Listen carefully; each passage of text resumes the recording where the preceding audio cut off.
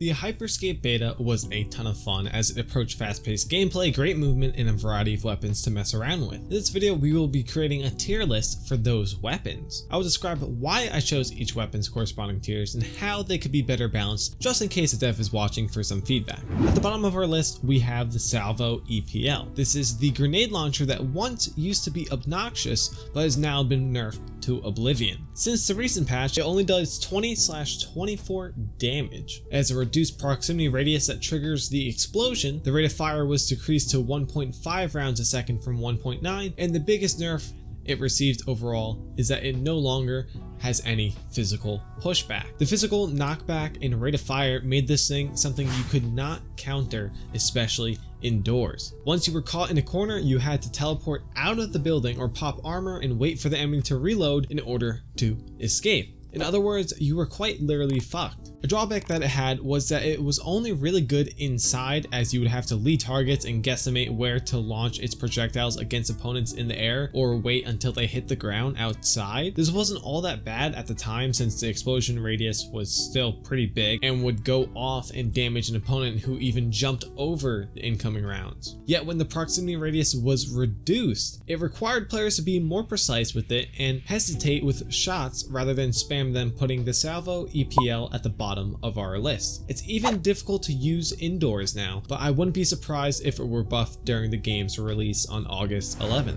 Right alongside the Salvo-EPL is the Komodo. This is another weapon that is projectile based and explodes upon impact. As no bullet drop, its damage is 29/34, but why is it a D tier weapon? This type of weapon has been nerfed in such a way that it no longer deals enough damage, especially in the use of indoors. The Komodo now deals progressively less damage under 15 meters range. This quite honestly ruins this weapon as its use indoors was viable, but now since it has a damage reduction up close, it only rewards those who direct impact enemies midair outside or dive down on enemies from above to hit the ground around them and deal explosion damage based off the AoE. This is very difficult to do as it becomes very hard to hit someone dead on, requiring players to lead targets and have a slower timing, something that this fast-paced game punishes. In addition to this, there is no longer any more physical pushback, so when you're indoors, players can still push right through the explosions with little penalty as you deal less damage the closer they get, and you can't keep them at bay. In the C tier, we only have one weapon, and that is the D-Tap. This has to be one of the most annoying weapons to be shot at with, as it requires no skill to use and is quite powerful against weak players. The only time you can one-mag someone with it is when it's fully maxed out and you hit 20 shots dead on, and that's if they aren't healing or missing every shot against you. The only time this weapon is viable for killing is when a player has very low HP and is within close range. Yes, it does auto-lock onto players. Its rate of fire increases when you ADS, which comes at the cost of movement, but at 6 damage per shot when fully maxed out, the time to kill is just too slow. This is a good thing for the weapon since it auto-locks onto enemies for you, but it is really just a sidearm like any other regular pistol. It deals some damage, but not enough to use as a primary. It's very powerful if your entire squad is running it and shooting at the same person, but within that time frame, if you all shot at the same person with the Ripper or the Harpy, for example, they would actually end up dying faster. Our next weapon is the Hexfire, and that is one that I have to place in the B tier. Its high rate of fire, being 15 rounds per second, combined with a large magazine and supreme accuracy, makes for a deadly weapon. As of the most recent changes, it can deal 4/5 damage and has a starting magazine capacity of 150 that increases to a maximum of 270. You can literally wipe an entire squad and not even have to reload to go on to the next fight, which makes this weapon very powerful. This is a minigun and its main use is close to medium range, which is something that it excels in, but when taking into account the movement this game brings, it just isn't as efficient as other weapons because you will end up missing shots with it not dealing enough damage. The headshot damage it deals is 7, but that isn't enough when compared to weapons that do double that to the body. The Protocol 5 was one of my favorite guns, and quite frankly it still is, because who doesn't love a good sniper? At the start of the beta, when fully maxed out, it could one-shot opponents at any range in the head, and it made for some amazing clips. As for the recent patches, it deals 50, 54, 58, 62, and 67 damage to the body with a maximum of 100 damage to the head now. It has no bullet drop from what I can tell using it, and overall it's just a really good weapon and deals a decent amount of damage, but the slow rate of fire and small magazine size of 3 does not justify it being any higher than it is currently placed. This is a sniper and you need to get it to level 3 to double body shot kill a single opponent, and then in order to move on to another opponent you have to reload regardless unless they are severely injured. Sure, you can headshot and body shot an enemy at any level, but with the insane movement players have in this game, headshots are also pretty difficult unless the target is stationary. Most players use this as their initial weapon and swap to the Harpy or Ripper because that body shot off the start deals insane damage. And if you try to even shoot someone while they are using the healing ability, it will take 3 body shots to fully kill them if you hit them every single time. It is better off as a team-based weapon for killing an enemy who is weak or shooting at the same target your teammate is to instant kill someone.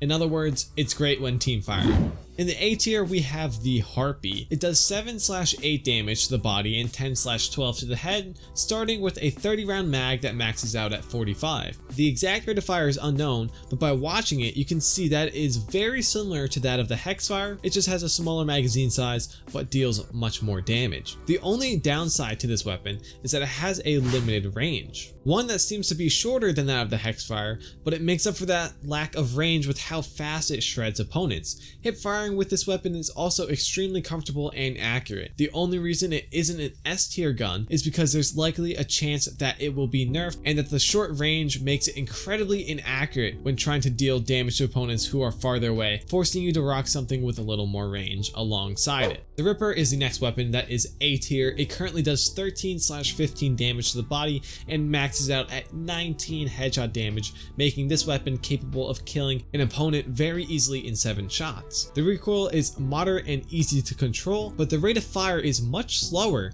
than the Harpy, which makes sense because the Ripper is an assault rifle. It was pretty powerful before its recent damage buff, so I wouldn't be surprised to see it be nerfed in the future. The reason the Ripper isn't an S tier weapon is because that is most viable in mid to long ranges. The Ripper can be used up close, but the hip fire on this weapon isn't 100% accurate and seems a little scuffed, meaning shots aren't hitting where the crosshair is. And this could very well be a bug, but until it's fixed, it will stay in A tier, along with the reason that you have to use the right tool for the right job, and using a rifle point blank isn't as effective as the SMG like the Harpy. The last weapon in A tier is the Riot One. This one is quite interesting as it is a revolver, but it can be used in any range. The body damage it deals is 29, 31, 33, 35, and 39, as it was buffed in the most recent patch, but those damage numbers are arbitrary in the sense that it still requires the same amount of shots to kill someone unless your teammate tagged them for some odd amount of damage and you're just finishing them off.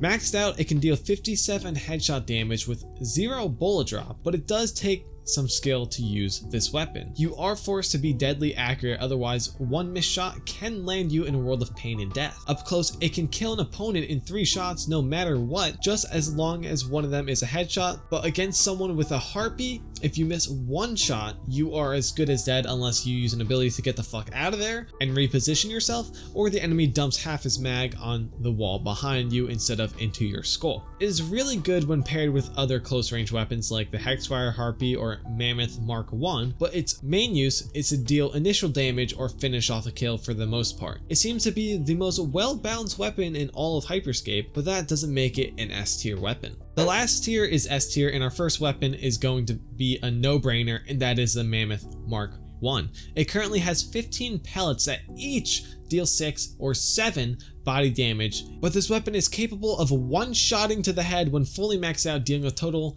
of 120 damage, making it the only current weapon to have the ability to do so. The shotgun completely overpowers anything close range, and as explosive weapons like the Komodo and the grenade launcher used to own in buildings, they were nerfed so they no longer can deal max damage up close, making the shotgun strictly better. You can consistently deal 90 or even 105 damage if you hit a full spread against an enemy enemy in the chest. The only increase in damage you get from it is at the maxed out fuse level, but as you fuse it from level 0 to level 4, the magazine size increases by 1 each time. As this weapon is currently the most overpowered weapon as seen from gameplay and heard around the community, I would not be afraid to say that it will most definitely be nerfed.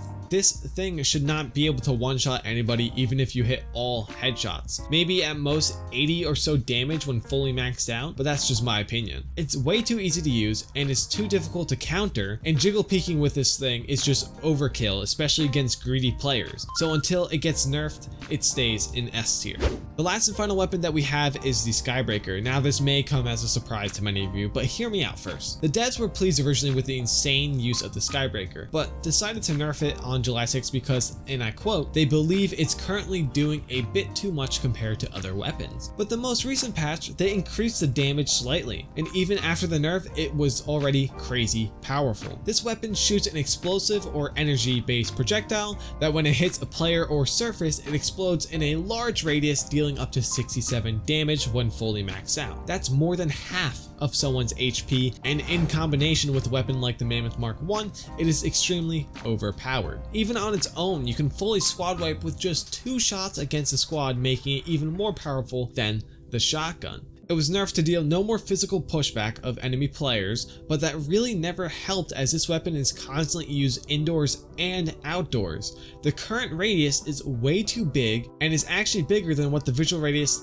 the game shows it as, and the max damage should only come out to 60 or so in my opinion. It's just too powerful, and all you have to do is teleport above or slam above anyone, shoot it at their feet, and you just win. There's little skill involved, it has an unlimited range, and there's no damage drop off. That is why the Skybreaker is an S tier in my books. Thank you all so much for watching the video. If you enjoyed it, make sure to drop a like, a comment down below with your thoughts on my list. Do you agree or disagree? Let me know, and of course if you're new to the channel, make sure to subscribe for more awesome videos just like this, because I've been Gamer. I'll see y'all next time. Peace!